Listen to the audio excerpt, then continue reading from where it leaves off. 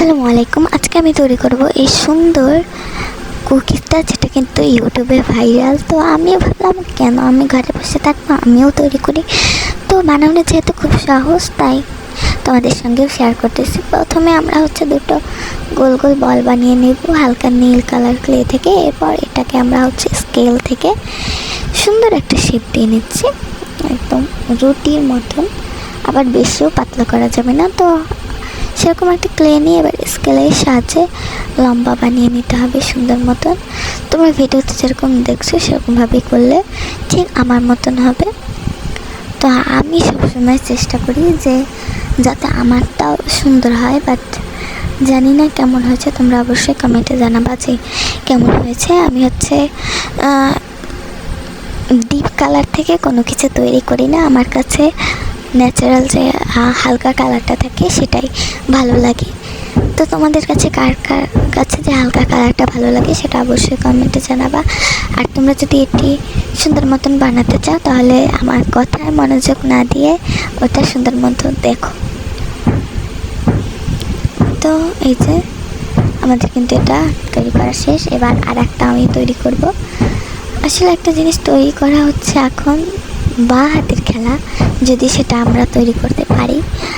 আর যদি যেটা তৈরি করতে না পারি, যত চেষ্টাও সেটা তৈরি করতে পারবো না। তো এই জিনিসটা আমি যেহেতু শিখে গেছি, এখন আমি 2 মিনিটের ভিতর বানাতে পারবো। অনেক সহজ আমার কাছে মনে হয়। তো সেরকমভাবে তোমরা যদি এই ভিডিওটা সুন্দর মতন দেখো তাহলে তোমরাও সে বা হাতের খেলা বলে বানিয়ে নিতে পারো। 2-3 মিনিটের ভিতরেই একদম কমপ্লিট হয়ে যাবে। তারপর একটা ব্রাশ দিয়ে সেটা থেকে আমি এরকম সুন্দর মতন শেপ দিয়ে নিচ্ছি। সত্যি কথা বলতে এই ব্রাশটা আমি চুরি করে এনেছি, সেটা কেউই জানে না। তোমরা আবার ভেবো না যে মানুষের বাসা থেকে চুরি করে নিয়ে আসছি, না, বাগান থেকে চুরি করে নিয়ে এসে সুন্দর মতন ধুয়ে পরিষ্কার ফিটফাট বানিয়ে নিয়েছি। তো তোমরা এরকম কারা কারা করো সেটা অবশ্যই কমেন্টে জানাবা। আসলে এক্সট্রা ব্রাশ থাকে না, হারিয়ে যায়, তার জন্য এটা করেছি। তারপর ঘিয়ে কালার ক্লে নিতে হবে। আর মাঝে মধ্যে দেখো আমার ক্লেগুলো একটার সঙ্গে একটা লেগে যাচ্ছিলো। আর এই সময় আমার মাথাটাও পুরো গরম হয়ে যাচ্ছিলো।